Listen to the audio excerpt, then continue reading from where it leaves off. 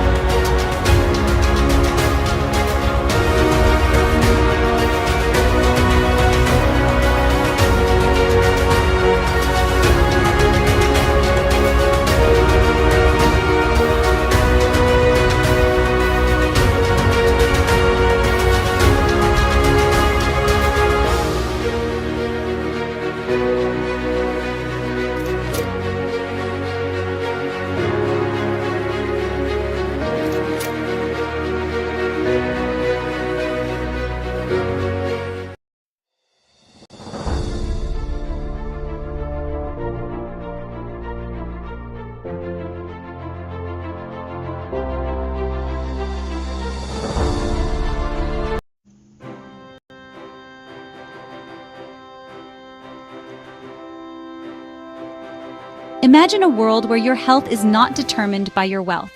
Picture a society where the accident of your birth, your zip code, your family's income, or the color of your skin does not dictate whether you live a long, healthy life or struggle with preventable illness. Imagine waking up each day knowing that, no matter what happens, you and your loved ones will have access to the care you need when you need it, without fear of losing your home or your savings. A world where getting sick does not mean facing financial ruin, where a diagnosis is met with compassion and support, not anxiety over how to pay for treatment. In this world, families do not have to choose between buying groceries and filling a prescription, or between paying rent and seeing a doctor. The fear of medical debt, which haunts millions, is replaced by a sense of security and shared responsibility. This is not a distant dream or a utopian fantasy.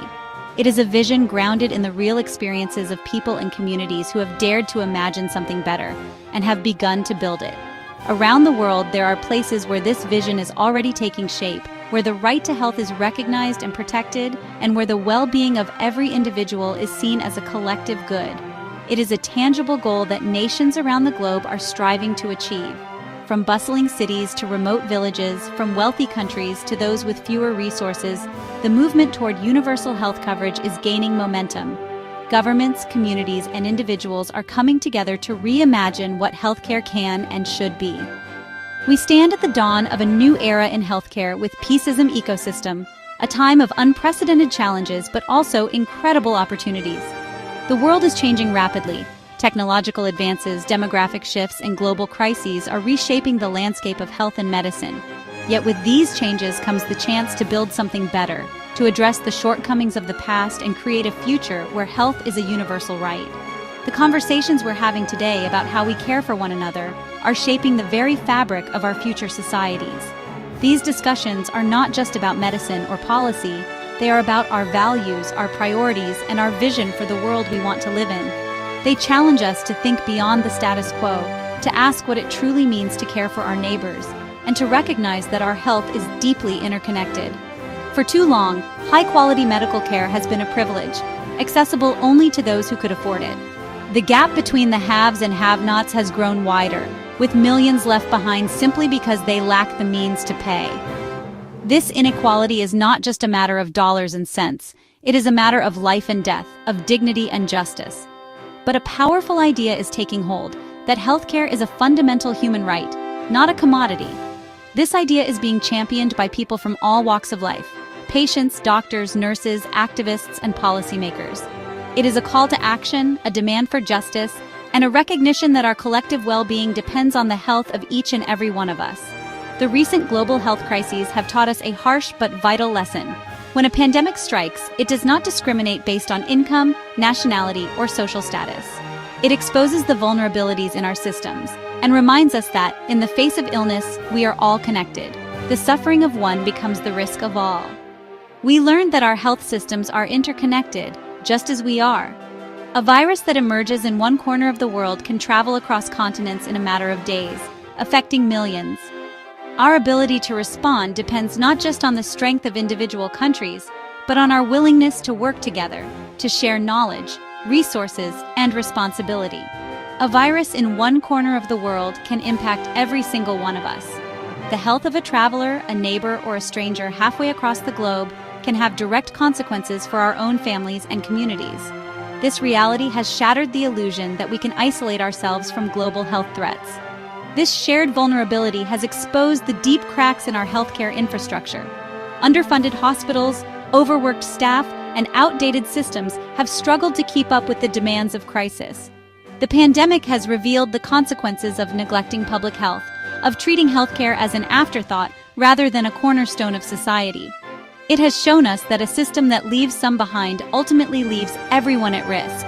When care is rationed, when prevention is ignored, and when the most vulnerable are forgotten, the entire community suffers.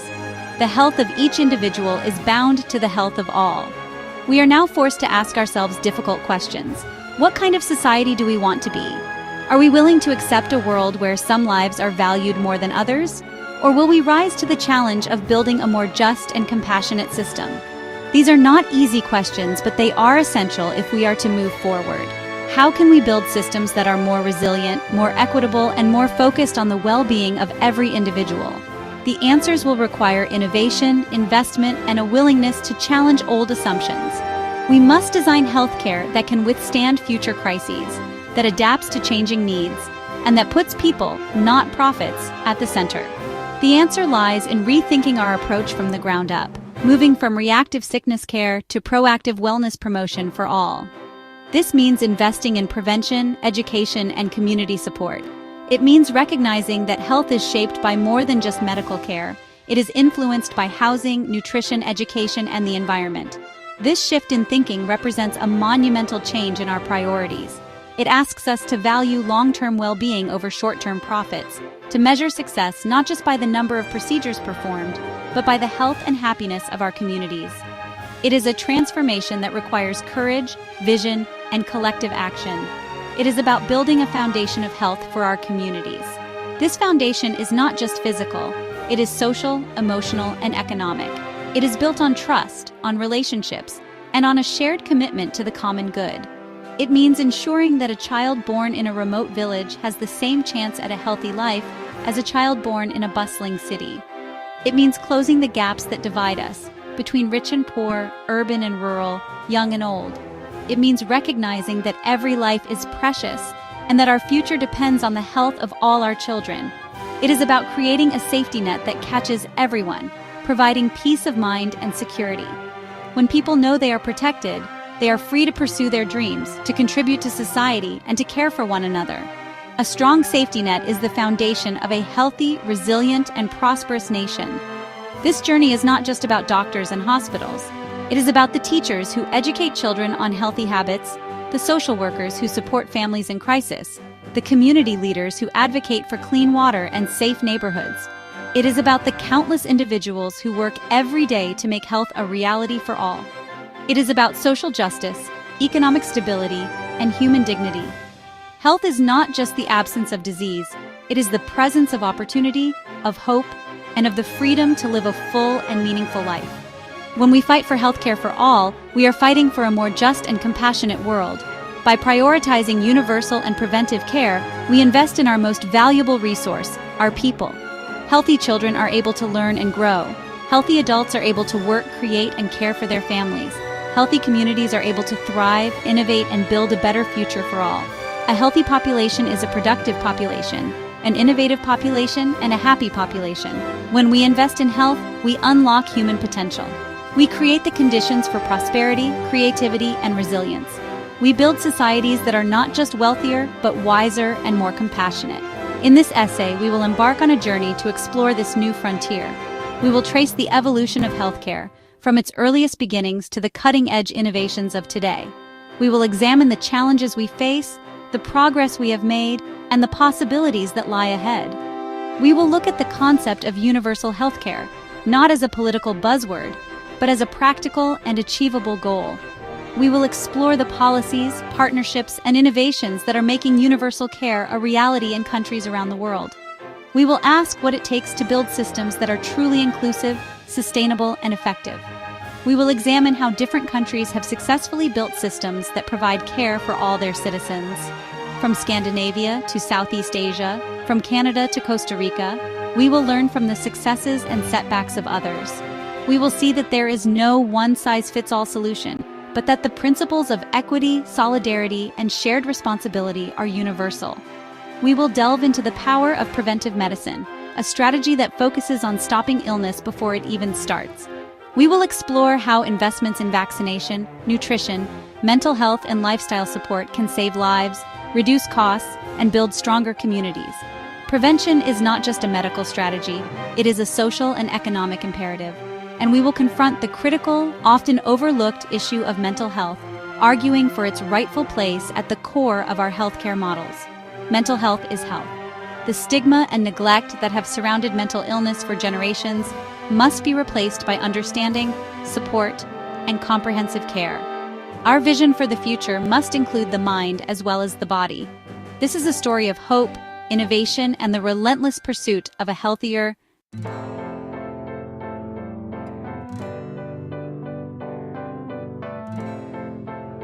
At the very heart of the discussion about universal healthcare lies a simple yet profound principle.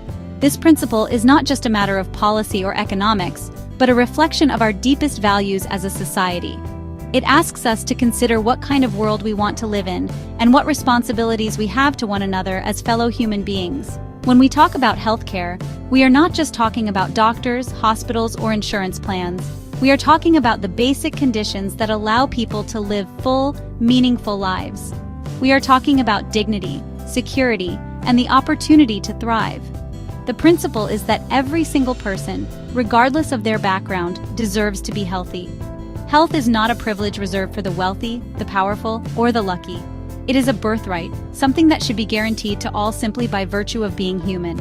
Whether you are young or old, rich or poor, born in a city or a rural village, your health matters, your life matters, and the health of each individual contributes to the health of the whole community. This is not just a nice idea, it is a core tenet of human rights. The right to health is enshrined in international law and recognized by nations around the world.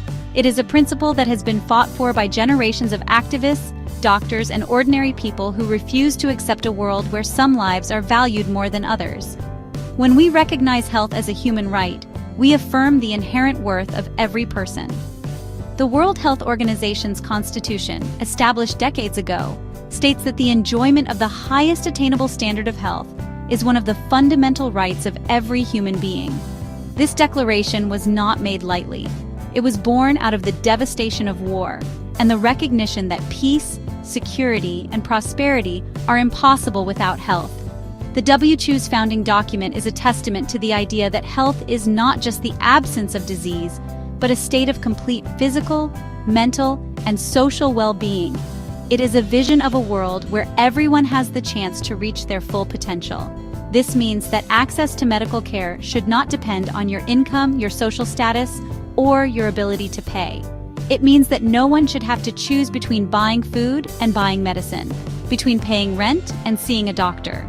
It means that the doors of hospitals and clinics should be open to all, not just those who can afford to walk through them.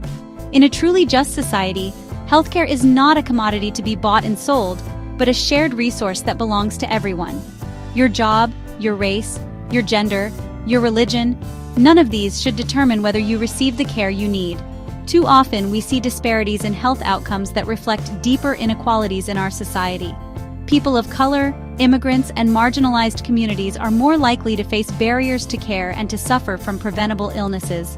By affirming the right to health, we commit ourselves to closing these gaps and ensuring that everyone has a fair shot at a healthy life, or where you happen to live. Whether you are in a bustling city or a remote rural area, your access to healthcare should be the same. Geography should not be destiny when it comes to your health. Yet, in many parts of the world, people in rural or underserved areas struggle to find even basic medical services.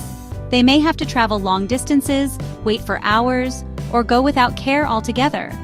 This is not just a logistical problem. It is a moral one. It should be a given, a foundational pillar upon which a just and compassionate society is built. When we make health a right, we send a powerful message about who we are and what we value. We say that we are a community that looks out for one another, that refuses to leave anyone behind. We say that we believe in fairness, in solidarity, and in the idea that our fates are intertwined. When we treat healthcare as a right, we change the entire dynamic of how we approach it. No longer is it something to be rationed or denied based on ability to pay. Instead, it becomes a collective responsibility, a promise we make to each other that no one will be left to suffer alone. This shift in perspective has profound implications for how we design our healthcare systems, how we allocate resources, and how we measure success. It stops being a service that is bought and sold and instead becomes a public good, like education or clean water. Just as we do not ask people to pay for the air they breathe or the water they drink, we should not ask them to pay for the care that keeps them alive. Public goods are the foundation of a healthy, functioning society. They are the things we provide to everyone because we all benefit when everyone has access. Think about it this way. We do not expect a child to pay for each day they attend public school. We recognize that education is essential, not just for the individual child, but for the entire community. An educated population is more innovative, more productive, and more capable of solving the challenges we face. We invest in public education because we know it pays dividends for everyone. We understand that an educated population benefits everyone. The same is true for health. When people are healthy, they are able to learn, to work, to care for their families, and to contribute to society. They are less likely to miss school or work, less likely to need expensive emergency care, and more likely to live long, fulfilling lives. The benefits of good health ripple outward, touching every aspect of our lives. Similarly, a healthy population is the bedrock of a strong economy and a stable society. When people are healthy, they can pursue their dreams, support their families, and build better futures. Businesses thrive when their workers are healthy and productive. Communities are stronger when their members are able to participate fully in civic life. Health is not just a personal matter. It is a public good that benefits us all. When people are healthy, they can work, they can innovate, and they can contribute to the progress of society. They can invent new technologies, start businesses, and create art. They can care for their children and elders, volunteer in their communities, and help those in need.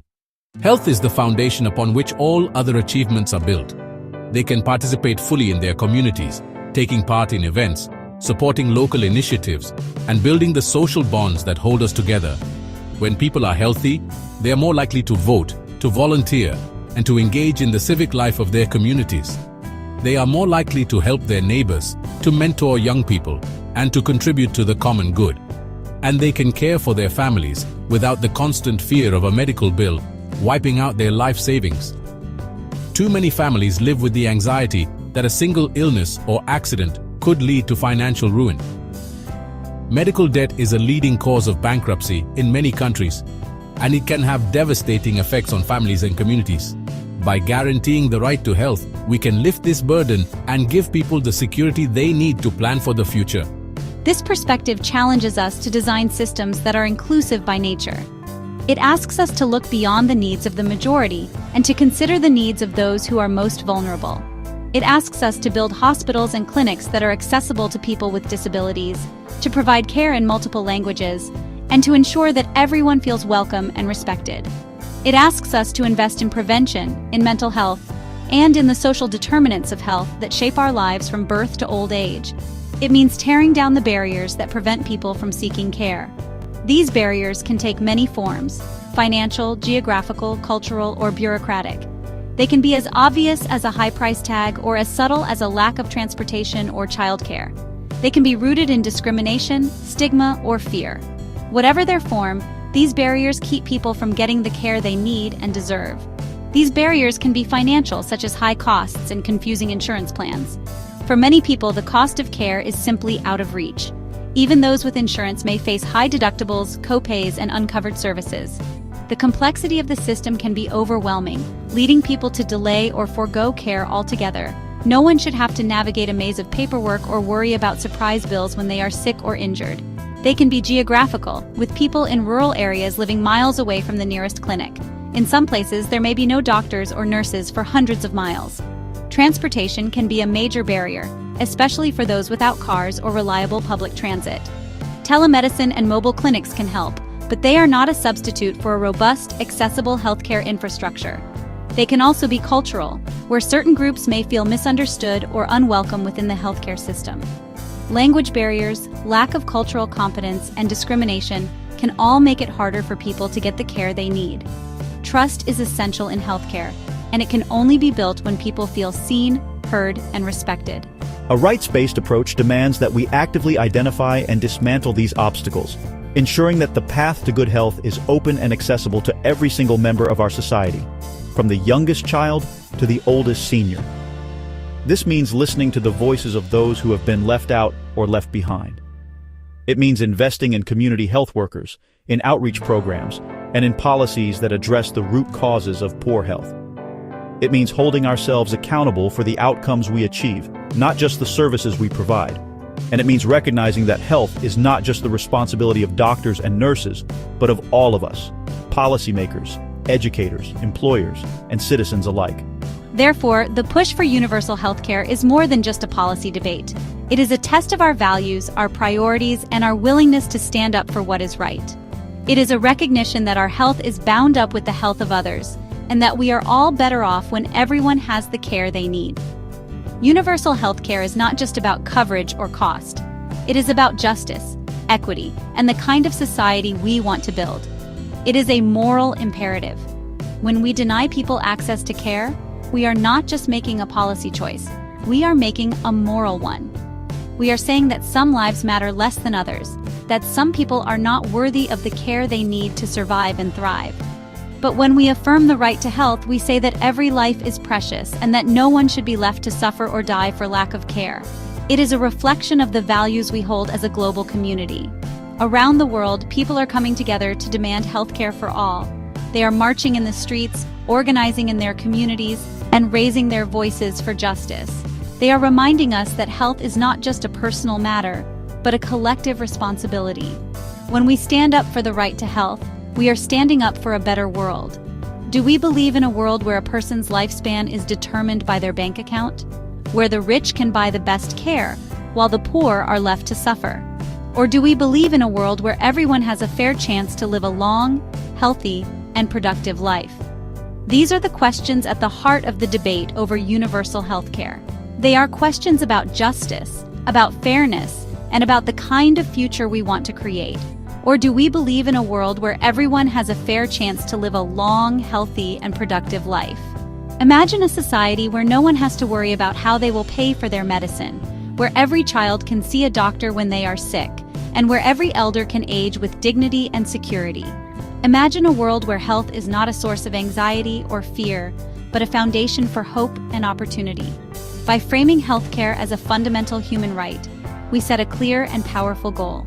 We say that we will not rest until everyone, everywhere, has the care they need to live their best life. We commit ourselves to building systems that are fair, inclusive, and responsive to the needs of all. We recognize that this will not be easy and that there will be challenges along the way. But we also know that it is possible and that the rewards are worth the effort. We commit ourselves to building a world where the health and well-being of all people are protected and promoted, creating a legacy of compassion and equity for generations to come. The right to health is not just an aspiration, it is a call to action. It is a promise we make to ourselves and to each other, that we will do everything in our power to ensure that everyone has the chance to live a healthy, fulfilling life. Let us rise to this challenge, and let us build a future where health is truly a right for all.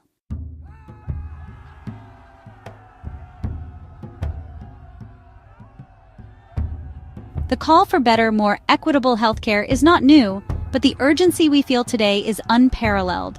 For decades, people have marched in the streets, written to their representatives, and spoken out in community meetings, demanding a system that serves everyone, not just the privileged few.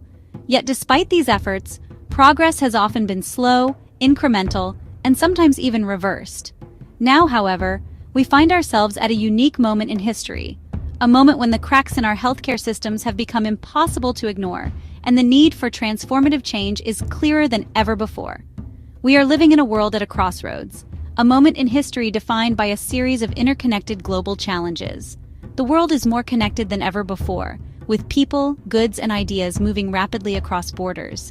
But this interconnectedness also means that crises, whether they are health-related, economic, or environmental, can spread quickly and affect us all. From the bustling terminals of international airports to the remote corners of the globe, no community is truly isolated from the ripple effects of global events. The choices we make now will shape the health and well-being of generations to come. The COVID-19 pandemic acted as a global stress test for our healthcare systems, and many were found wanting. Hospitals were overwhelmed, medical staff stretched to their limits, and resources like ventilators and protective equipment became scarce. The world watched as even the most advanced healthcare systems buckled under the pressure, revealing vulnerabilities that had long been ignored or underestimated. The pandemic exposed not only the fragility of our infrastructure, but also the heroism and dedication of healthcare workers, who risked their own lives to care for others. It laid bare the stark inequalities that exist not just between countries, but within them. In some neighborhoods, access to world-class care was a given, while just a few miles away, families struggled to find even basic medical services. Rural clinics operated with outdated equipment and minimal staff, while urban hospitals faced endless lines of patients, many of whom had delayed seeking care due to cost or lack of insurance. The pandemic made it impossible to ignore the deep divides that persist in our societies. We saw firsthand how communities with limited access to care suffered disproportionately. Children waited for hours in crowded clinics, parents worried about affording treatment, and outreach nurses became lifelines for those unable to travel. The most vulnerable, those living in poverty, people of color, immigrants, and the elderly, bore the brunt of the crisis. Their stories remind us that healthcare is not just a policy issue, it is a matter of justice, dignity, and human rights. This collective trauma served as a powerful wake-up call, forcing us to confront the fragility of our health infrastructure and the deadly consequences of inaction. Empty city streets and overwhelmed hospitals became symbols of a world brought to its knees by a microscopic virus. The images of ambulances lined up outside emergency rooms and nurses breaking down from exhaustion are seared into our collective memory. We learned, in the harshest way possible, that our health systems are only as strong as their weakest links. Beyond the pandemic, we face a rising tide of chronic diseases. These are not sudden crises that make headlines, but slow-burning challenges that quietly erode the health of millions. Chronic illnesses like diabetes, heart disease, and cancer require ongoing care, support, and resources. They affect people of all ages, backgrounds, and walks of life, and their impact is felt not just by patients, but by families, communities, and entire economies. Conditions like diabetes, heart disease, and cancer are becoming more common around the world. As lifestyles change and populations grow, these diseases are no longer confined to wealthy nations. They are a global epidemic.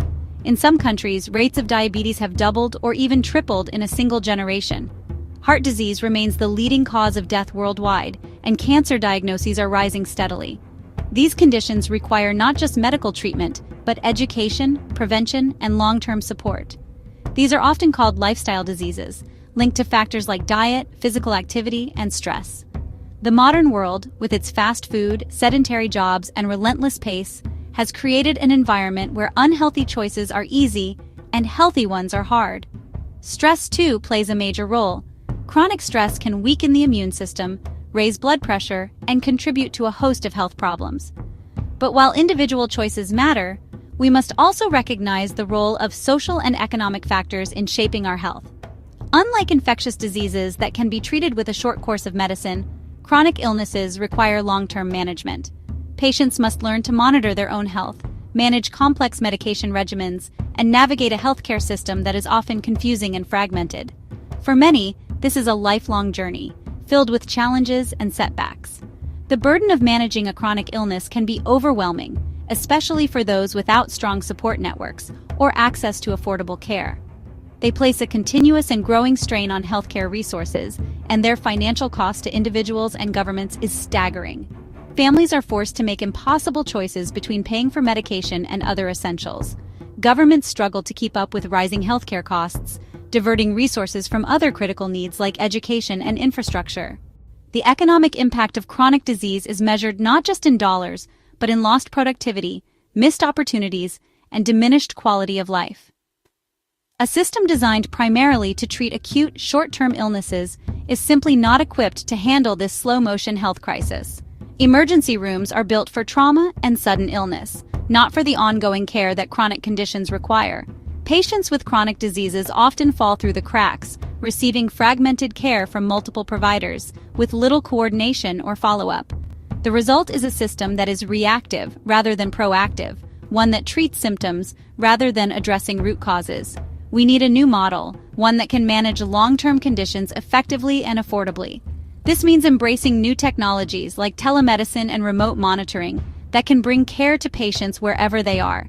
It means investing in prevention, education, and community-based support so that people can stay healthy and independent for as long as possible. And it means rethinking the way we deliver care, breaking down silos and building teams that work together to support the whole person, not just their disease. At the same time, our global population is aging. Advances in medicine, nutrition, and public health have extended life expectancy in many parts of the world. More people are living into their 70s, 80s, and beyond, enjoying years that previous generations could only dream of. This is a remarkable achievement and a testament to human ingenuity and progress. People are living longer than ever before, which is a testament to the successes of modern medicine and public health. We celebrate the stories of centenarians surrounded by family, of seniors graduating from new programs, and of older adults staying active and engaged in their communities. These stories inspire us and remind us of what is possible when we invest in health and well-being across the lifespan. However, an aging population brings its own unique set of healthcare needs. Older adults are more likely to live with multiple chronic conditions, require complex medication regimens, and need support with daily activities. The risk of cognitive decline, mobility issues, and social isolation increases with age, creating new challenges for families, caregivers, and healthcare providers alike. Older adults are more likely to have multiple chronic conditions, often requiring care from several different specialists. This can make navigating the healthcare system especially challenging, as patients and their families must coordinate appointments, medications, and treatments across multiple providers. The complexity of care increases, and so does the risk of errors, miscommunication, and gaps in treatment. Require more frequent medical attention, including regular checkups, monitoring of vital signs, and adjustments to treatment plans. Preventive care becomes even more important, as early detection and intervention can make a significant difference in outcomes. But for many seniors, barriers like transportation, cost, and mobility issues make it difficult to access the care they need, and need support for mobility and daily living. Many older adults rely on caregivers, both family members and professionals, to help with tasks like bathing, dressing, and preparing meals. Physical therapists, occupational therapists, and home health aides play a vital role in helping seniors maintain their independence and quality of life. But the demand for these services is growing rapidly, and many communities are struggling to keep up. This demographic shift is putting immense pressure on healthcare systems and social care services.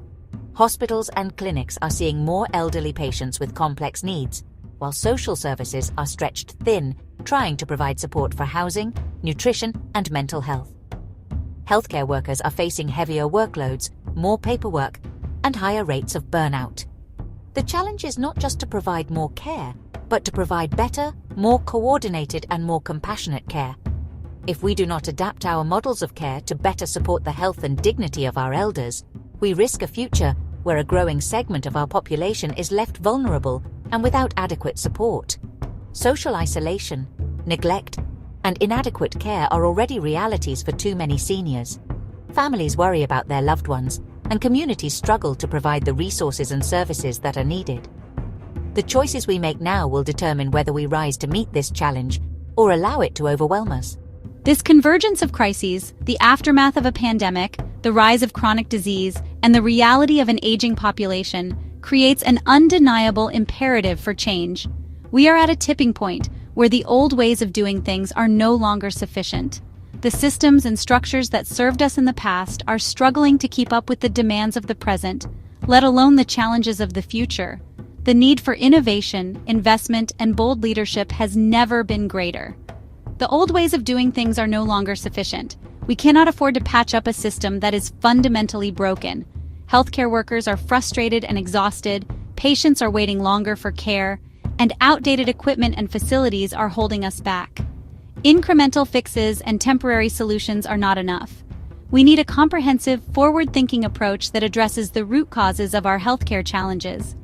The cost of inaction, measured in both human lives and economic productivity, is simply too high. Every day that we delay, more people suffer needlessly, more families are pushed into poverty by medical bills, and more opportunities for prevention and early intervention are lost. The economic toll is staggering, with billions of dollars lost each year to preventable illness, disability, and premature death. But the human cost, the pain, the fear, the loss of dignity, is even greater. This is our moment to be bold, to learn from our past mistakes, and to build something better. We have the knowledge, the technology, and the creativity to reimagine healthcare for the 21st century.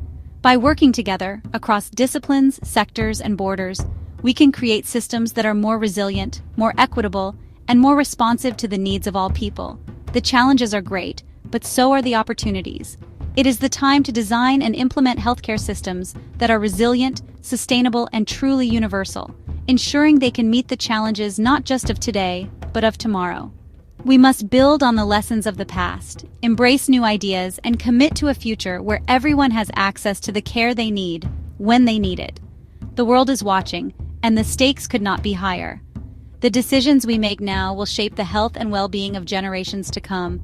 The crossroads is before us. The time to act is now.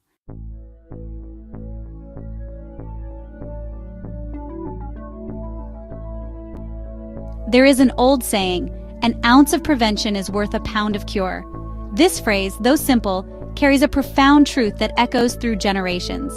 It reminds us that taking small, thoughtful steps today can spare us from much greater hardship tomorrow. In the world of health, this wisdom is more relevant than ever. Imagine a world where we don't just wait for illness to strike, but instead, actively work to keep ourselves and our communities healthy from the very beginning. This simple wisdom holds the key to transforming our entire approach to health. It challenges us to rethink the way we view medicine, not as a last resort, but as a continuous journey of care, vigilance, and empowerment. When we embrace prevention, we shift our focus from crisis management to long-term well-being, from reacting to problems to anticipating and averting them. For too long, our medical systems have been built around a reactive model. Hospitals and clinics are often designed to respond to emergencies, to treat diseases after they have already taken hold. The sight of ambulances rushing to hospitals, emergency rooms filled with patients, and doctors working tirelessly to save lives is all too common. While this work is vital, it is only one part of the story. We wait for people to get sick, and then we mobilize our vast resources to treat their illness. This approach, while necessary in many cases, often means that we are always one step behind. We are constantly playing catch-up, trying to repair damage that might have been prevented in the first place. This is what we call sick care. It is a system that is reactive by nature, focused on treating symptoms and managing crises. While sick care saves lives and alleviates suffering, it is not enough on its own. It is like patching holes in a sinking ship, rather than fixing the leak at its source. It is incredibly important, but it is also incredibly expensive and often comes too late. The costs of hospital stays, surgeries, and advanced treatments can be staggering, not just in terms of money, but also in terms of human suffering and lost potential. For many families, a single illness can mean financial hardship, emotional distress, and a long road to recovery. Preventive care flips this model on its head. Instead of waiting for problems to arise, it encourages us to take action early and often. It is about building a culture of health, where regular checkups, healthy habits, and early interventions are the norm.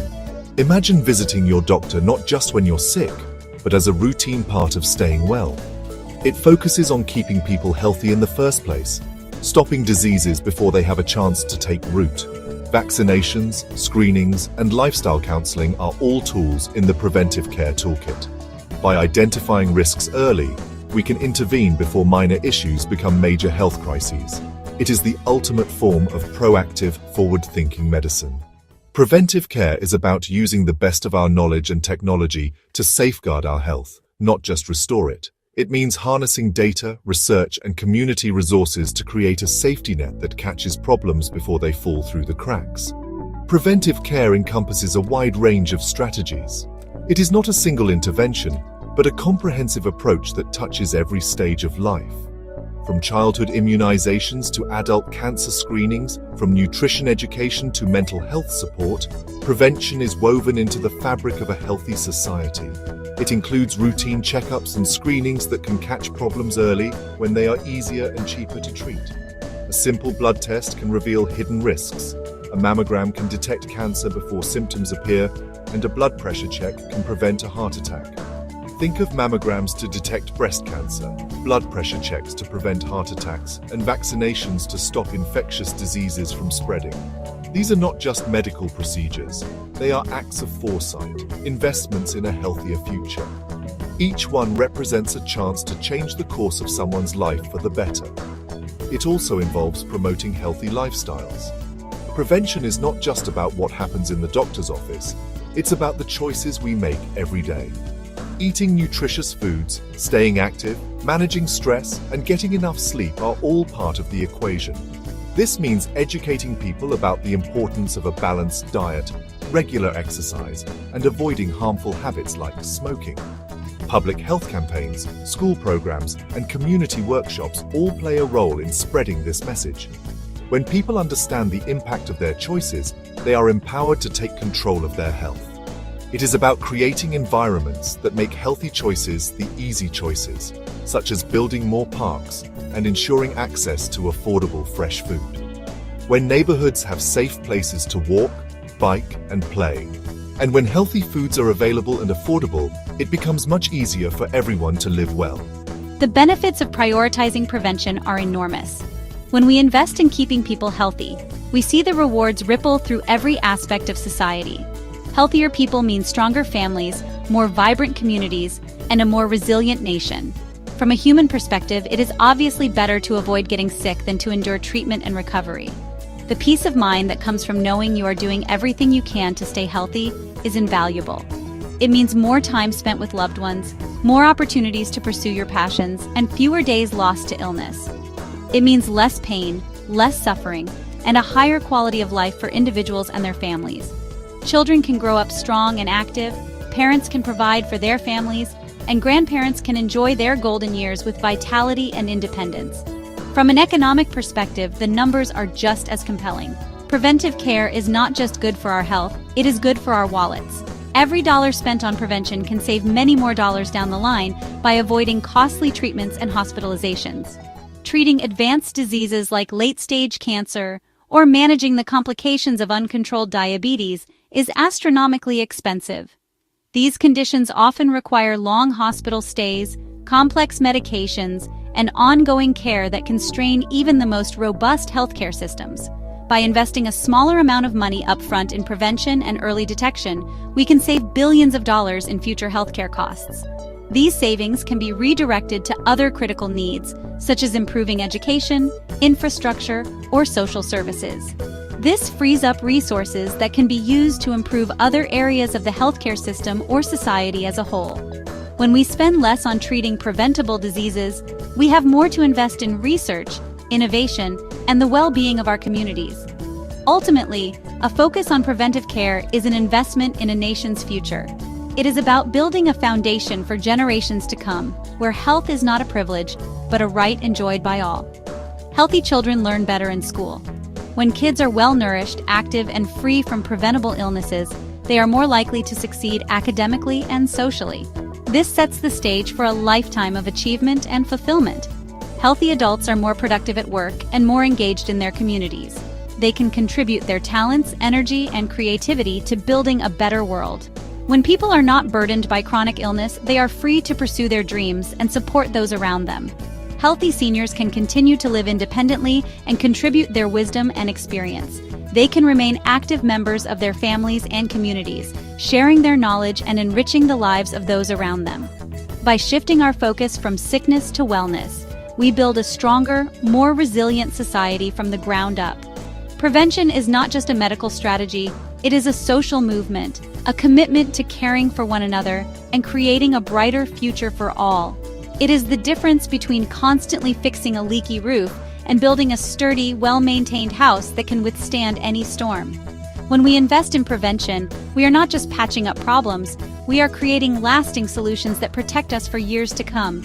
Preventive care is that strong foundation upon which a truly effective and sustainable healthcare system must be built.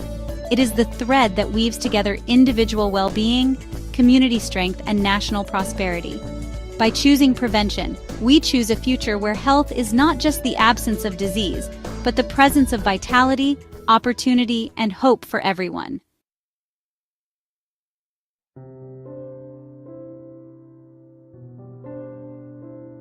For generations, we have treated the mind and the body as two separate entities.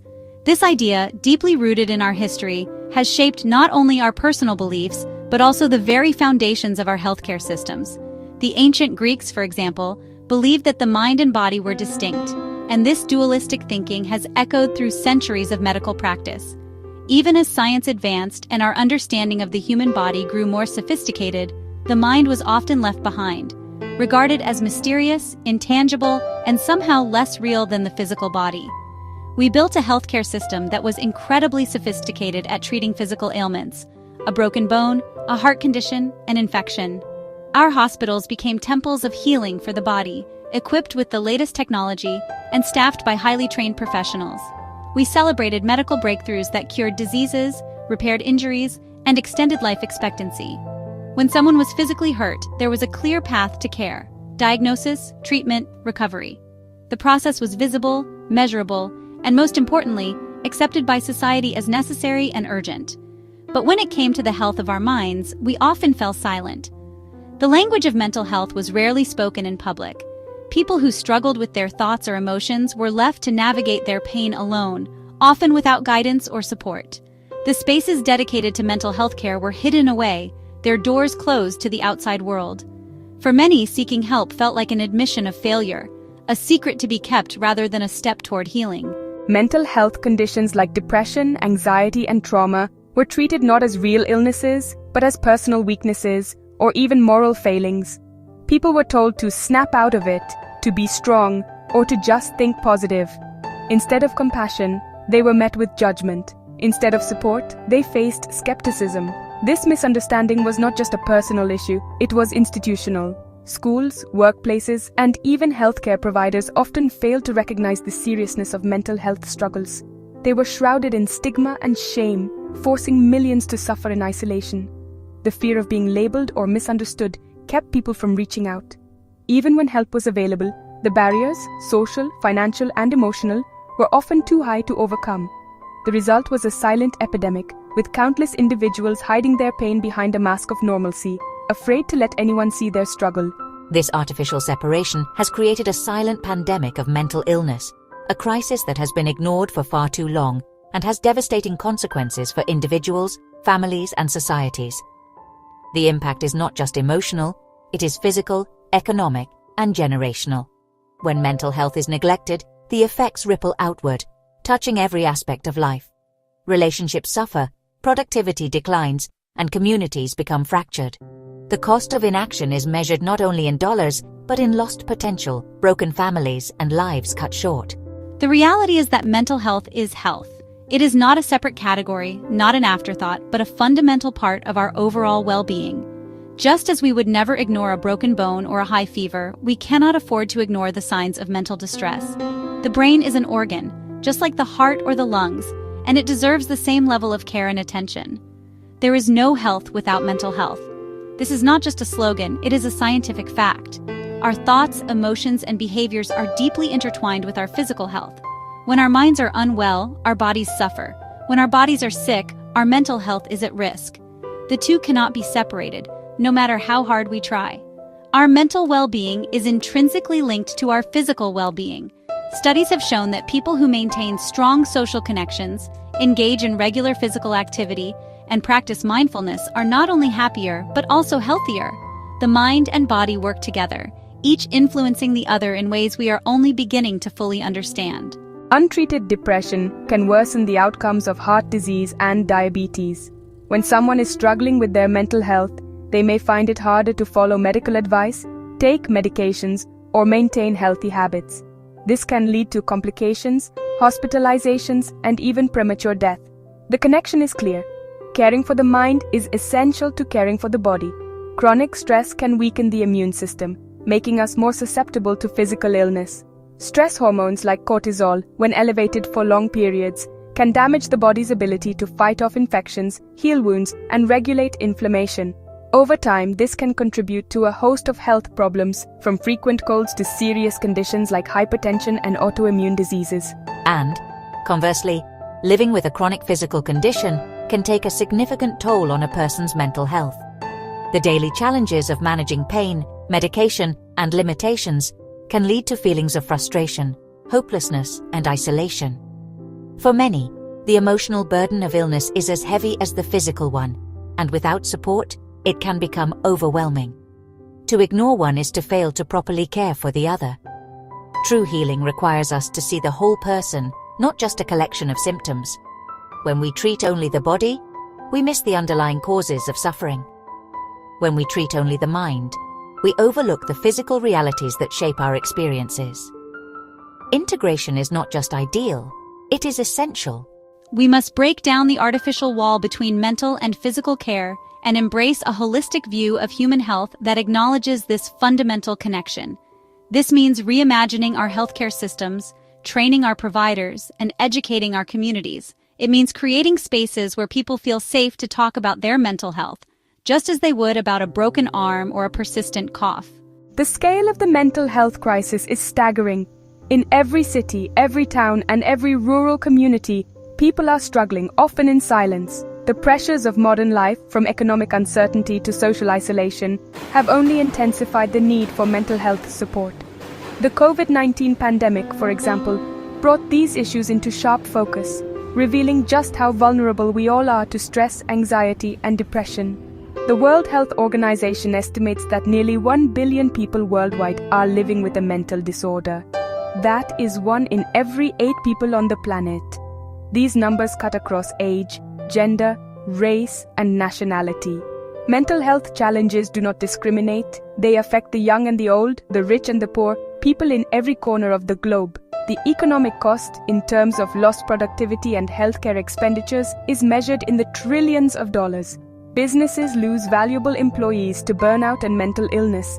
Healthcare systems are strained by the consequences of untreated mental health conditions, which often manifest as physical problems. The ripple effects are felt in every sector of society, from education to law enforcement to social services. Yet, the human cost is immeasurable. Behind every statistic is a person, a parent, a child, a friend, whose life has been touched by mental illness. The pain is not just individual, it is shared by families, friends, and entire communities. The loss of joy, the strain on relationships, the dreams deferred or abandoned, these are costs that cannot be calculated. It is the parent who cannot get out of bed to care for their children. The exhaustion is not just physical, it is emotional, mental, and spiritual. The guilt and shame compound the suffering, making it even harder to ask for help. Children, in turn, may feel confused, scared, or even responsible for their parents' pain. It is the student who cannot concentrate in school due to overwhelming anxiety. The pressure to perform, to fit in, to meet expectations can be crushing. For some, the classroom becomes a place of fear rather than learning. Without support, these struggles can lead to academic failure, social withdrawal, and long-term consequences for self-esteem and future opportunities. It is the veteran haunted by the trauma of conflict. The memories of war, loss, and violence do not fade easily. Many veterans return home with invisible wounds, post-traumatic stress, depression, anxiety, that can be just as debilitating as any physical injury. Too often, they face these battles alone, unsure where to turn for help. These are not niche issues. They are universal human experiences that touch every community in every country around the world. No one is immune to the challenges of mental health. Whether it is a temporary struggle or a lifelong condition, everyone deserves understanding, support, and access to care. The universality of mental health reminds us of our shared humanity and our collective responsibility to care for one another. This is why any meaningful conversation about revolutionizing healthcare must place mental health front and center. We cannot afford to treat it as an afterthought or a luxury. It must be woven into the fabric of our healthcare systems, our policies, and our everyday lives. Only then can we hope to address the true scope of the crisis and begin to heal as individuals and as a society. It is not enough to simply add a few psychological services as an afterthought. We must redesign our clinics, hospitals, and community centers to make mental health care accessible, visible, and valued. This means investing in infrastructure, hiring more mental health professionals, and ensuring that services are available to everyone, regardless of income or background. We must fully integrate mental health care into our primary care systems. This means that every doctor, nurse, and healthcare worker should be equipped to recognize and respond to mental health needs. It means breaking down silos between specialties and fostering a culture of collaboration. When mental and physical health professionals work together, patients receive more comprehensive, effective care. This means training.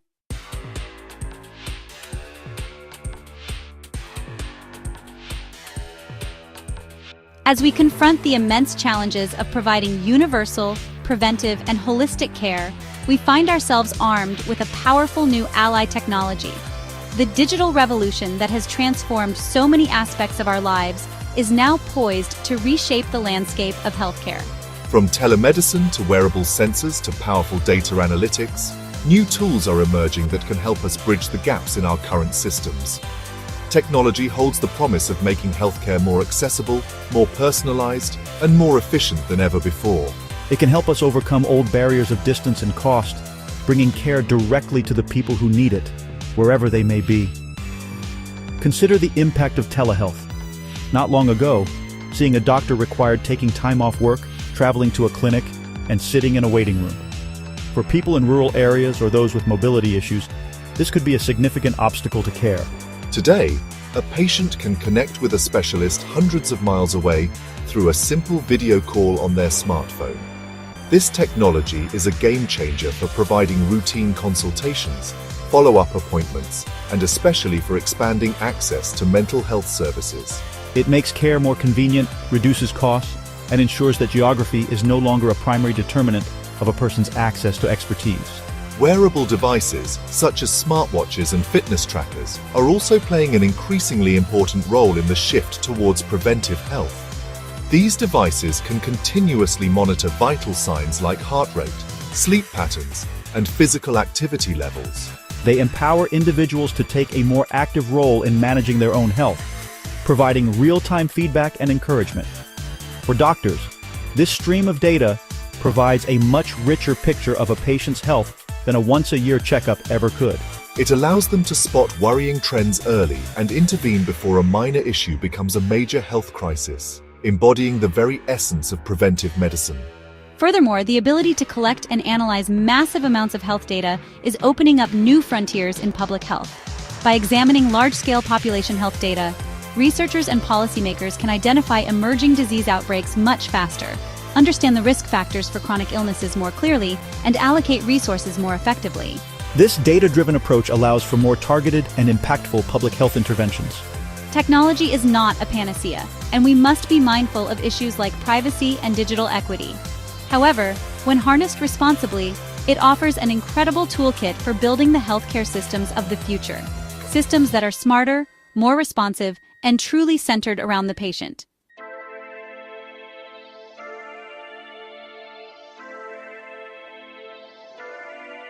While today's technology is already impressive, we are on the cusp of an even greater transformation, one driven by artificial intelligence. The world of healthcare is about to experience a revolution that will touch every aspect of how we diagnose, treat, and prevent disease. Imagine a future where the boundaries between human expertise and machine intelligence blur, creating a partnership that is greater than the sum of its parts. This is not just a technological upgrade. It is a fundamental shift in the way we approach medicine, patient care, and even our understanding of health itself. AI is poised to become the invisible engine powering a new era of healthcare, one that is more precise, more efficient, and more compassionate than ever before. AI is not just about faster computers or more sophisticated software. It represents a new way of solving problems. It is about harnessing the power of data, pattern recognition, and machine learning to tackle challenges that have long seemed insurmountable. In healthcare, this means using AI to sift through mountains of medical records, research papers, and clinical data to find connections and solutions that would take humans years or even decades to uncover. It is about creating tools that can learn from experience, adapt to new information, and continuously improve their performance, just like a seasoned physician. But unlike any human, AI can work tirelessly, 24/7 without fatigue or bias, and with access to a global pool of knowledge. In healthcare, AI has the potential to augment the skills of human doctors, accelerate medical research, and personalize treatment in ways we could once only imagine. Picture a world where every doctor has an AI assistant by their side, offering real-time insights, double-checking diagnoses, and suggesting the latest evidence-based treatments.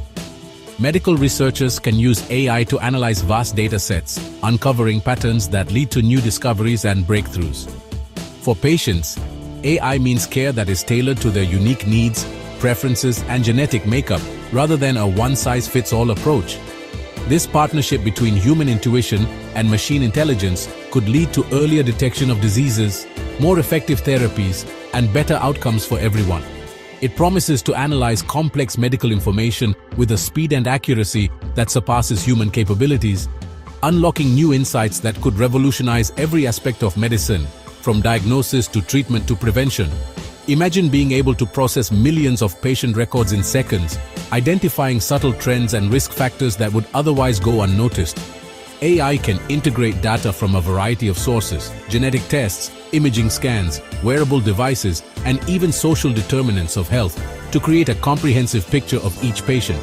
This holistic approach allows for more precise diagnoses, targeted therapies, and proactive interventions that can prevent illness before it starts. This is not science fiction. It is the near future of healthcare. Hospitals and clinics around the world are already beginning to adopt AI-powered tools, and the pace of innovation is only accelerating. From smart hospital rooms that monitor patient vitals in real time, to AI-driven triage systems that prioritize care based on urgency and need, the transformation is underway.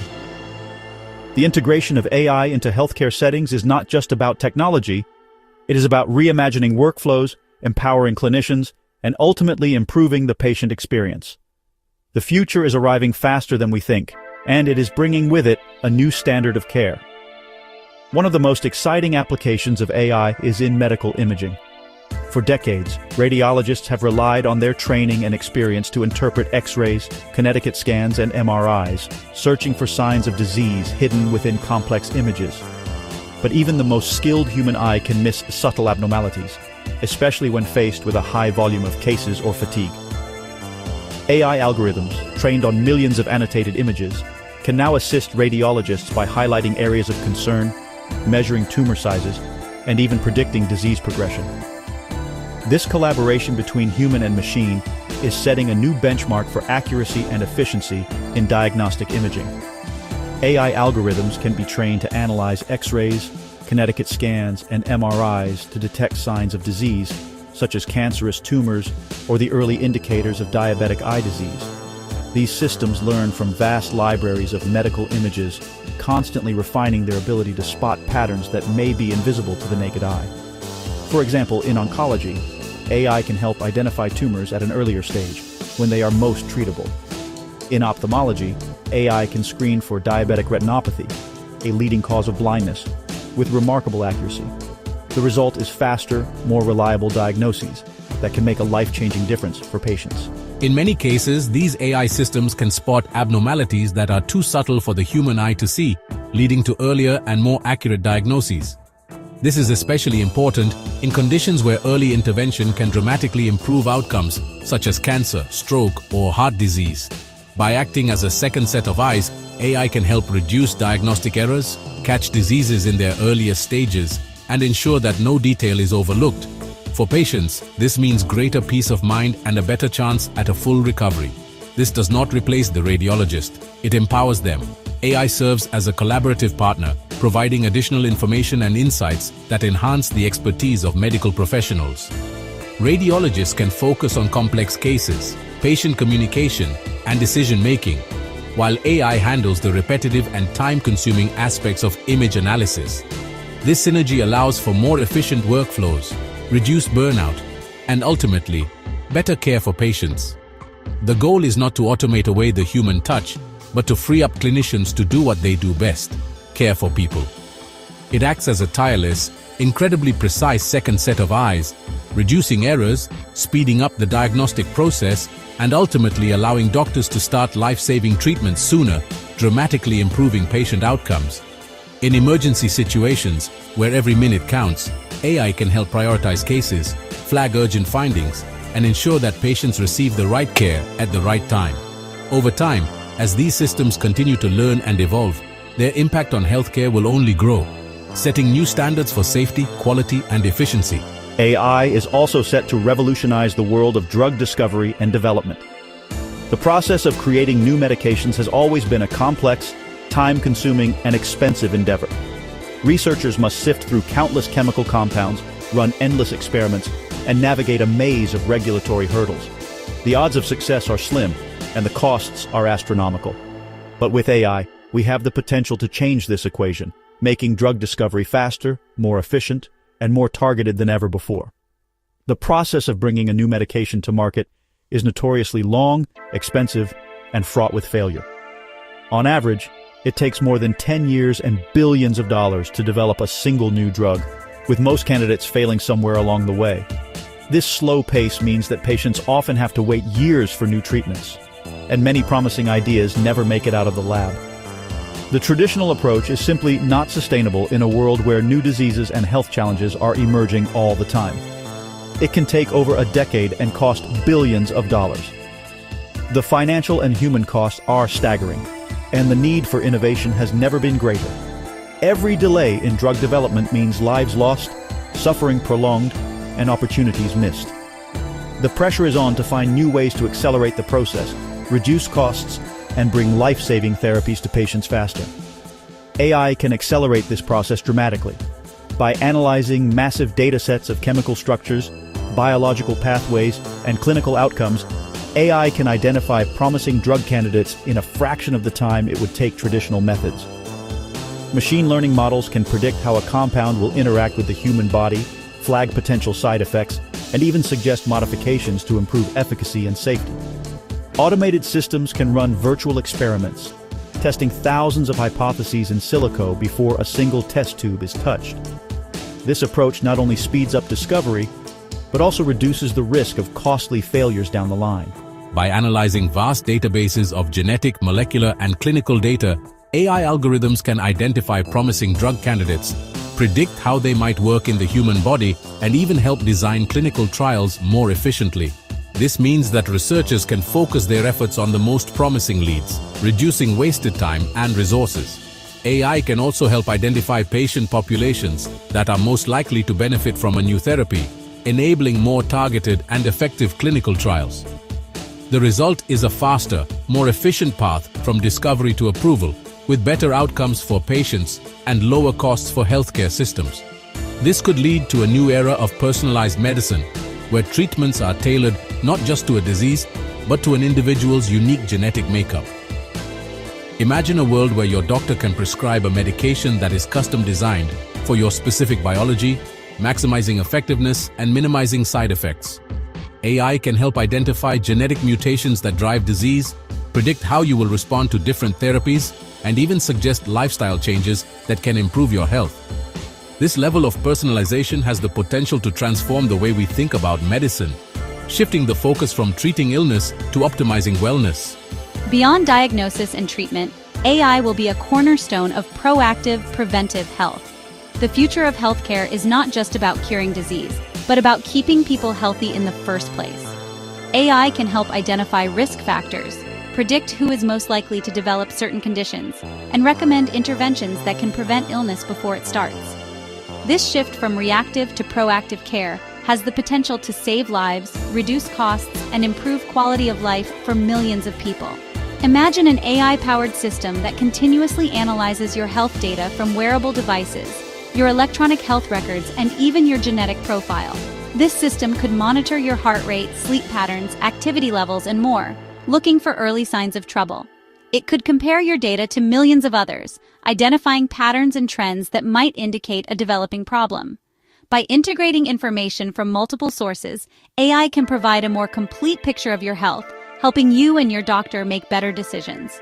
This system could identify your personal risk factors for various diseases and provide you with highly customized recommendations for diet, exercise, and lifestyle changes to keep you healthy.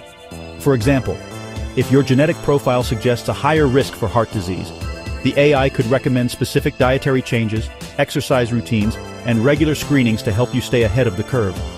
If your wearable device detects irregular heart rhythms, it could alert you and your doctor to take action before a serious problem develops. The goal is to empower individuals to take control of their health, with AI as a trusted advisor and guide. It could alert you and your doctor to the earliest warning signs of a problem, enabling intervention long before you ever feel sick. This kind of early detection and intervention has the potential to prevent countless hospitalizations, reduce healthcare costs, and save lives.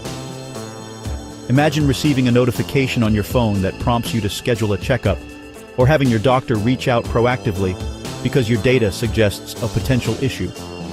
With AI, healthcare becomes more connected, more responsive, and more personalized than ever before. This is the ultimate vision, a healthcare system where AI works silently in the background, acting as a personal health guardian for every single person. It is a world where technology and humanity work hand in hand, where every patient receives the right care at the right time, and where the focus is not just on treating disease, but on promoting lifelong health and well-being. The journey is just beginning, but the possibilities are limitless. As AI continues to evolve, so too will our ability to care for ourselves and each other, ushering in a new era of hope, healing, and human potential.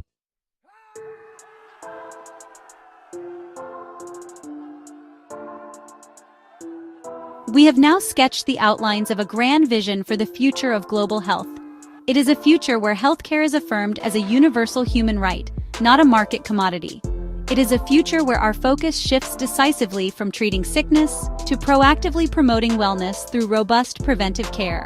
It is a future where mental health is finally brought out of the shadows and integrated fully into our definition of health. And it is a future where technology and artificial intelligence act as powerful accelerators, helping us overcome old barriers and build systems that are more equitable, intelligent, and personalized than we ever thought possible. This introduction has served to set the stage for a deeper exploration. We have established the why, the urgent moral, social, and economic imperatives that compel us to seek this transformation. The world is at a critical juncture, and the path we choose now will define the health and well-being of generations to come.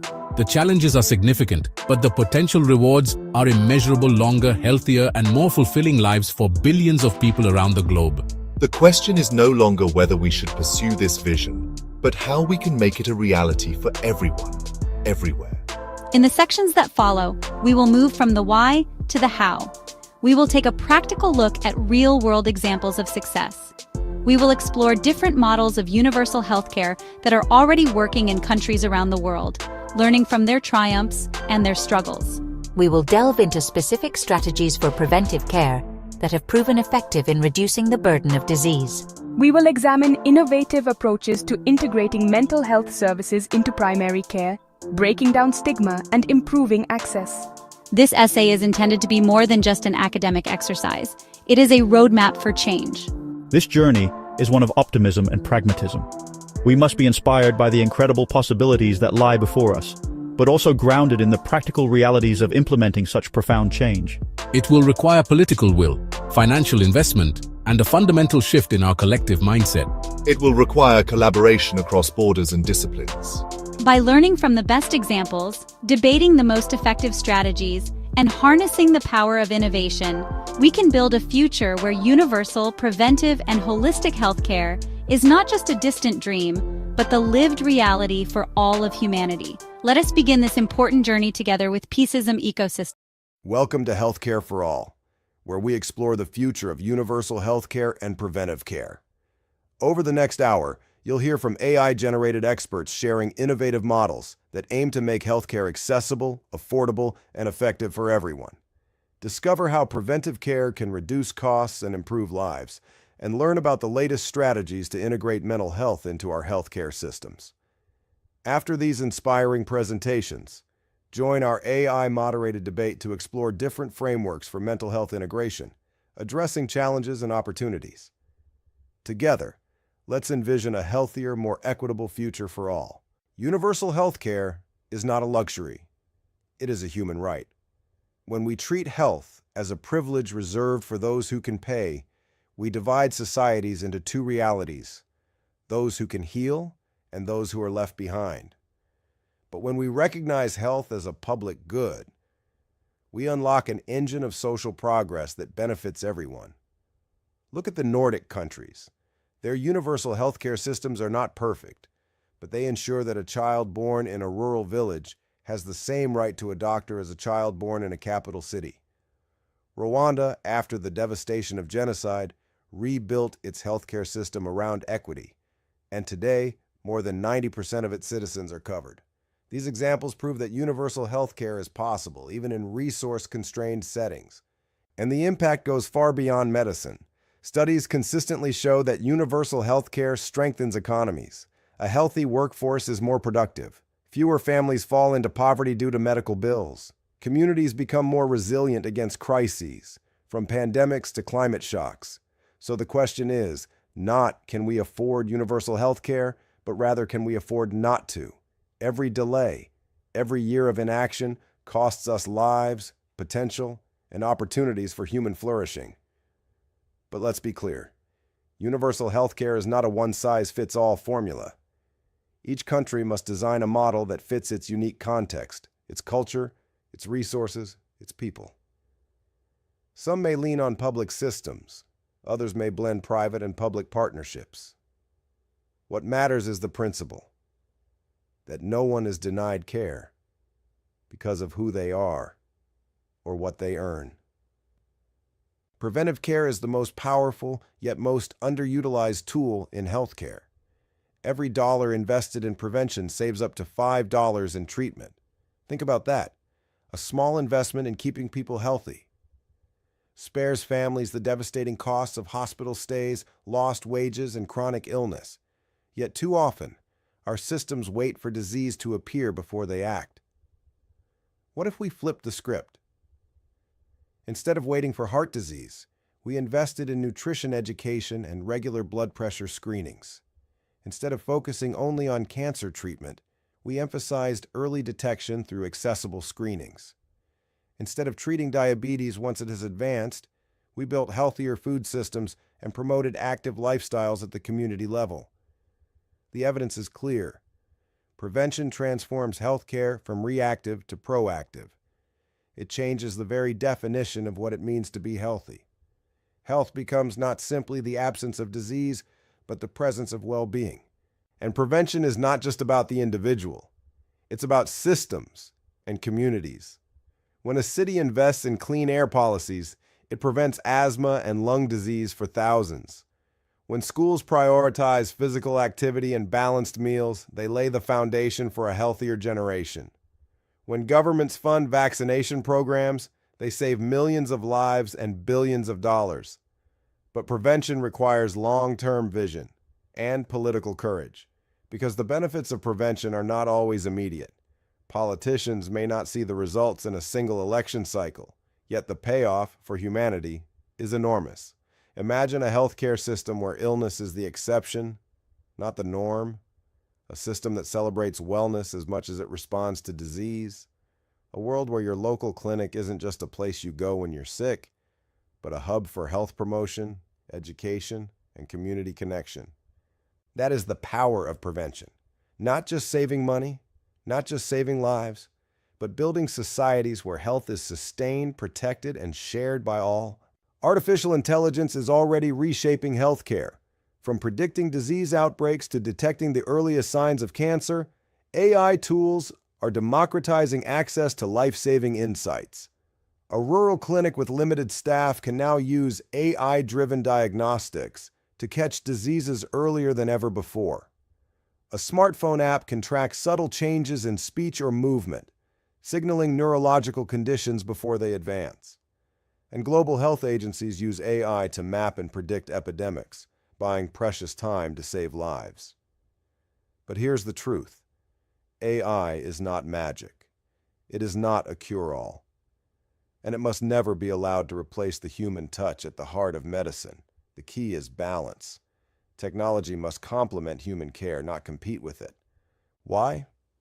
Because healthcare is not only about data, it is about trust. A machine can read a scan, but only a human doctor can hold your hand when you are afraid. An algorithm can flag a risk, but only a nurse can explain it with compassion and help you feel safe. If we design wisely, AI can take away the heavy burdens, the repetitive tasks, the administrative overload, the delays in diagnosis, freeing clinicians to do what they do best: care. Imagine doctors spending less time typing into computers and more time listening to their patients. Imagine health workers in underserved areas gaining the same decision support tools as those in the world's best hospitals. Of course, there are challenges: data privacy, bias in algorithms, unequal access to digital tools. If left unchecked, AI could widen inequalities instead of reducing them. That is why ethics and inclusivity must guide innovation at every step. Together, we can create smarter, more compassionate healthcare ecosystems.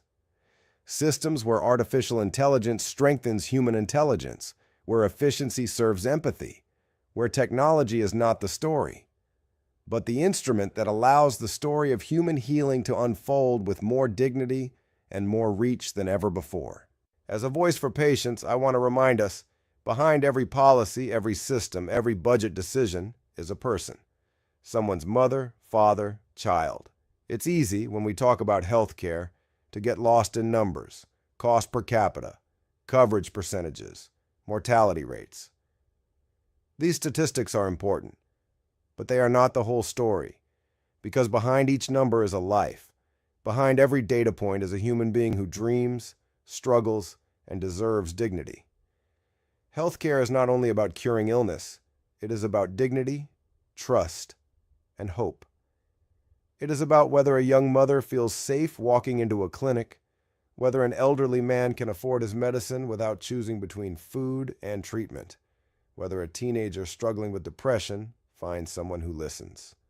I once heard a patient describe healthcare as a doorway. For some, that doorway is wide open, affordable, welcoming, easy to walk through. For others, the doorway is locked, blocked by cost, distance, or stigma. A true healthcare for all system ensures that the doorway is open to everyone, no matter who they are or where they come from. And here's the truth. Patients know what they need. Too often, systems are designed without listening to the very people they serve. If we want healthcare that works, we must design it not just for people, but with people. That means listening to patient voices in policy rooms, including communities in decisions about care, and respecting the lived experiences of those most affected. Because healthcare is not charity. It is not something given to the poor or marginalized.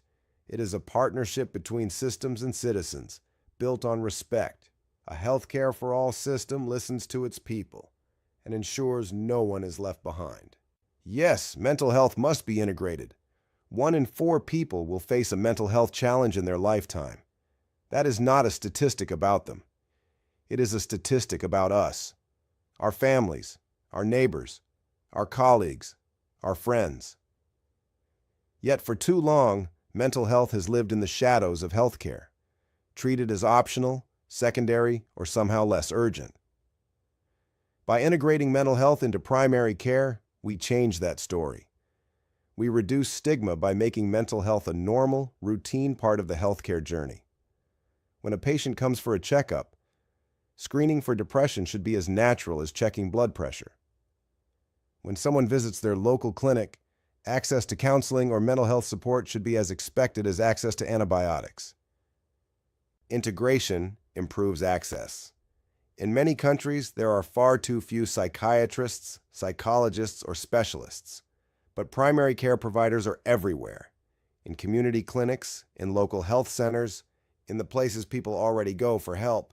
Equipping them with tools, training, and resources to address mental health expands the reach of care exponentially. And most importantly, integration treats the whole person, body and mind, together. We know that mental health impacts physical health. Depression worsens outcomes for diabetes and heart disease. Stress weakens the immune system. Trauma affects recovery from illness. To separate the mind from the body is not only artificial, it is dangerous. Without integration, we continue to treat mental health as an afterthought instead of a fundamental part of health. The result? People suffer in silence. Families carry burdens alone. Economies lose billions in productivity. And lives are cut short, not by disease alone, but by despair.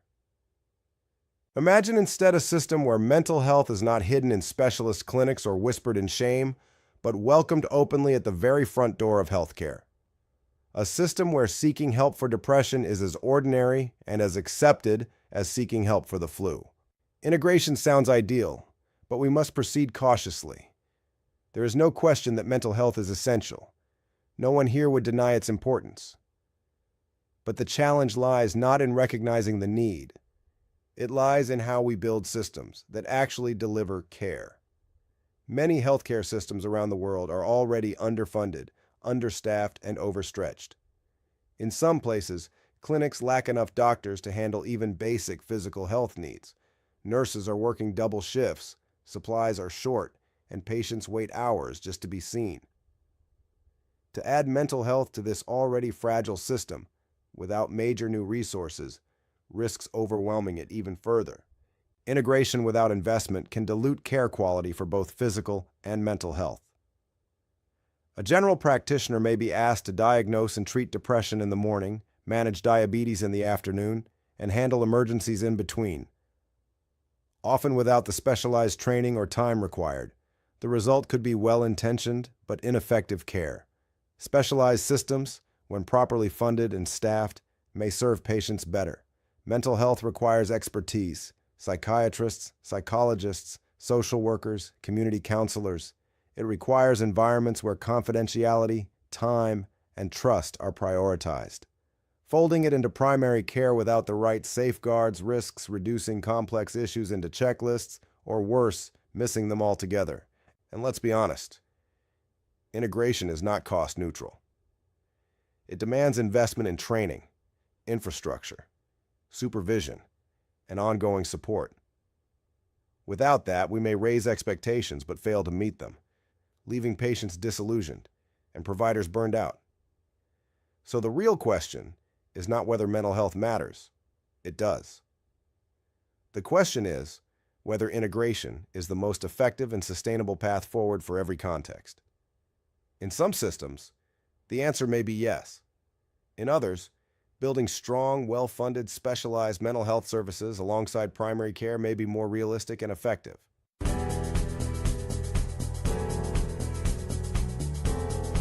Hi there, I'm Miss Sarah. Well, I guess you could call me peaceism.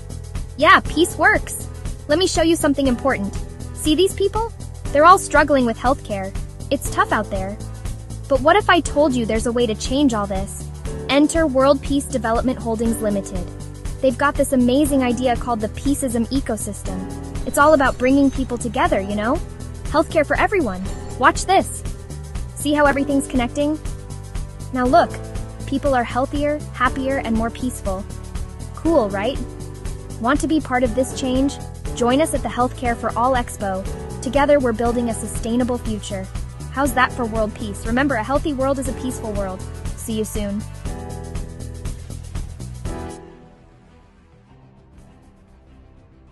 Have you ever stopped to think about what being healthy truly means? For so long, many of us have viewed health as simply the absence of disease. We go about our busy lives, often ignoring the small whispers from our bodies, until one day those whispers become a shout.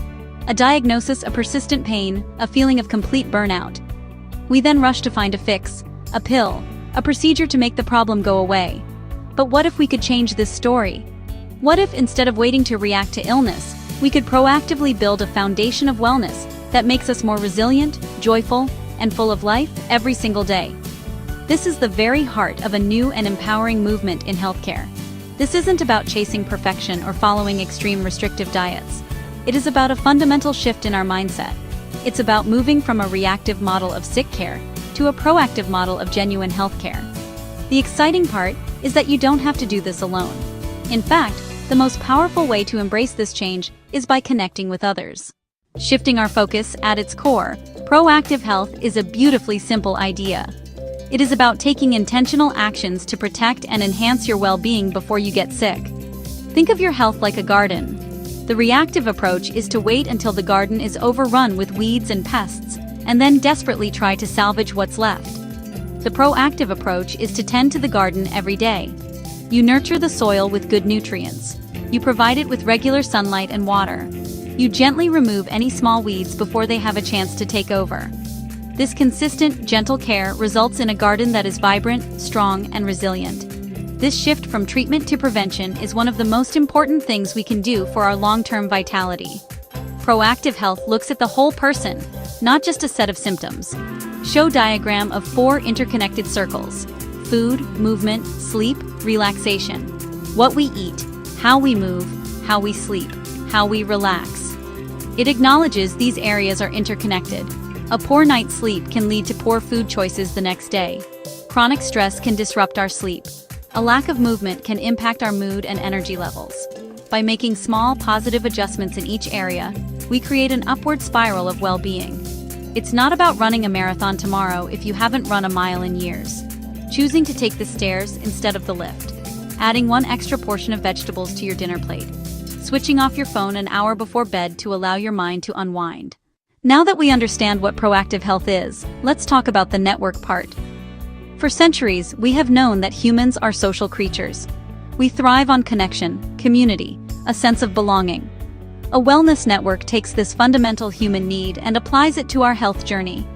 It is a group of people who come together, either in person or online, with a shared intention of supporting one another. This support system transforms health from a lonely individual struggle into a shared, collaborative adventure. It provides accountability, encouragement, a space to share both challenges and successes. Think about how much easier it is to go for a walk when you have arranged to meet a friend. On a day when you feel tired or unmotivated, knowing someone is waiting for you can be the gentle nudge you need. This is the magic of a wellness network in action. These networks are not about professional medical advice. They are about peer-to-peer support. We are far more likely to stick with positive habits when we feel connected to others on the same path. This shared experience creates a powerful sense of camaraderie that can be incredibly motivating. The beauty of a wellness network is its diversity. It can take so many different forms to suit different personalities and needs. Weekly cooking club exploring healthy recipes together. Colleagues taking a mindful lunch break away from their desks. An online forum for new parents sharing tips on stress and sleep. A WhatsApp group where friends check in daily to share health wins. Ultimately, these networks help normalize healthy behaviors. When you are surrounded by people who prioritize well-being, it starts to feel natural and normal for you to do the same. If everyone around you orders sugary drinks and fast food, it can be hard to be the only one ordering water and a salad. But in a wellness network, making the healthier choice becomes the easy choice. This social reinforcement is incredibly powerful. It reshapes our environment and habits to feel supportive and inclusive rather than isolating or restrictive. For most of modern history, our healthcare system has been built on a reactive foundation. We wait for something to break, and then we try to fix it. If you get a chest infection, you get antibiotics. If you have high blood pressure, you are given medication to lower it. While this approach is essential for acute illnesses and emergencies, it is far less effective for the rising tide of chronic lifestyle-related diseases. Conditions like type 2 diabetes, heart disease, and many forms of mental health struggles often develop slowly, over decades of subtle imbalances. By the time a diagnosis is made, the root causes have become deeply entrenched. Imagine your health is like a boat. The reactive approach is to wait until the boat is full of water and starting to sink before you begin frantically bailing it out. It's stressful, exhausting, and you are always just one big wave away from disaster. The proactive approach involves regularly checking the boat for tiny leaks and patching them up as soon as you find them. You are not waiting for a crisis. Small, regular acts of maintenance keep the boat strong, dry, and sailing smoothly. This is a far more sensible and sustainable way to navigate the waters of life. Acting early, long before symptoms become severe, allows us to address the root causes of potential illness, not just the downstream effects. Instead of waiting for a diagnosis of type 2 diabetes, a proactive approach would focus on lifestyle factors that contribute to insulin resistance in the first place. Improving your diet to stabilize blood sugar. Incorporating regular movement to help your muscles use glucose more effectively. Managing stress, which can also impact blood sugar levels. By making these changes early on, you may be able to prevent the disease from ever developing, which is a far better outcome than managing it for the rest of your life. This preventative mindset leads to better long-term outcomes and dramatically improves quality of life. Living with a chronic illness often involves daily medication, frequent doctor's visits, and limitations. It can take a toll on your energy, mood, and finances. Investing proactively means more freedom, more energy, more joy. You know, the wonderful thing about proactive wellness networks is that they are often hiding in plain sight. Honestly, you do not need to look far to find them. They come in all shapes and sizes, catering to every interest and fitness level. One of the most common and accessible examples is a community fitness group. Think Park Run, a free event in local parks every Saturday morning. It brings together people of all ages, people walking, people jogging, runners hitting 5 kilometers. A yoga studio that fosters community. Neighbors meeting for a morning walk 3 times a week. These groups make movement social and fun. Online communities are powerful wellness networks. You can find a supportive group for almost any health goal. Facebook groups for whole food diets, recipe shares, practical tips, and encouragement. Apps like Strava help runners and cyclists cheer each other on. Online mental health forums offer anonymous support. These digital tribes can be a lifeline for those who feel isolated. Workplace wellness initiatives, lunchtime meditation sessions, subsidized gym memberships, step challenge leaderboards, boost physical and mental health, build team bonds, and shift culture into support. Informal social clubs, a hiking group on local trails, a healthy cooking club, a book club focused on health. These networks weave health into our social lives, making it a natural and enjoyable way to connect. When you join or create a proactive health network, the benefits extend far beyond the purely physical. Yes, you may see improvements in weight, blood pressure, and energy levels. But the ripple effect enhances overall happiness and well-being. Connection and camaraderie act as an antidote to loneliness and isolation. Feeling part of a community and sharing a goal can boost mood and self-esteem. A single word of encouragement can turn a difficult day around. Regular positive social interactions reduce stress, anxiety, and feelings of depression. Group exercise gives you endorphins from activity, plus oxytocin from social bonding. That combination equals greater happiness. Being part of a network increases purpose and motivation. Committing to show up, a weekly walk, a daily check-in, creates grounding routine. Accountability keeps you on track when motivation wanes. Seeing others' progress fuels belief that change is possible. That positive feedback loop builds momentum. These networks strengthen community ties. Neighborhoods and workplaces improve. Prioritizing wellness together creates a stronger, kinder, more vibrant society. The idea of starting your own wellness network might sound intimidating, but it can be one of the most rewarding things you ever do. The key is to start small and keep it simple. You do not need a formal structure, a fancy name, or a complicated agenda. All you need is a clear intention and 1 or 2 other people to join you. Think about an activity that brings you joy and fits easily into your life. Being in nature or learning to cook healthier meals. Choose something you are genuinely excited about. Once you have an idea, reach out and invite others. Your partner, a close friend, a family member, a colleague. Keep it low pressure and focus on connection and shared fun. I'm thinking of starting a weekly walk around the local park on Saturday mornings. Or, I'm creating a WhatsApp group to share simple, quick recipes. Decide simple logistics and remove barriers. Don't worry about perfection. The most important thing is to get started. Your small circle can evolve organically. What begins as a walking group might try a yoga class together or organize a healthy potluck dinner. Remember, focus on encouragement, not competition. Create a culture where everyone can share wins and struggles without judgment. Celebrate small victories, choosing a healthy snack, getting an extra hour of sleep. Offer support, not criticism. The strength of your network comes from kindness and consistency. If starting your own network doesn't feel right, there are many welcoming communities to join, right in your local area and online. Check local notice boards and council websites for walking groups, dance classes, Tai Chi in the park, allotment societies, and more. Explore hobbies, running clubs, park run, meditation groups, cooking classes, college workshops, and health food shop sessions. The digital world is vast. Facebook groups for intermittent fasting or wild swimming, and sites like Meetup to find hiking, yoga, wellness, or healthy eating near you. Try a few groups to find the right vibe. When you find a potential group, take the first step and reach out or show up. Every member was new once. Email the organizer, introduce yourself, ask questions, or just be brave and drop in. Go with a curious, open mind. Listen, get to know people. You might not find the perfect fit immediately, and that's okay. The journey is part of the adventure. We have journeyed through proactive health and the power of networks. It's not about grand changes, but small, consistent steps. Water in the morning, a 5-minute lunch walk, calling a friend. Repeated day after day, they compound into transformation. A more resilient body, a calmer mind, and a more connected life.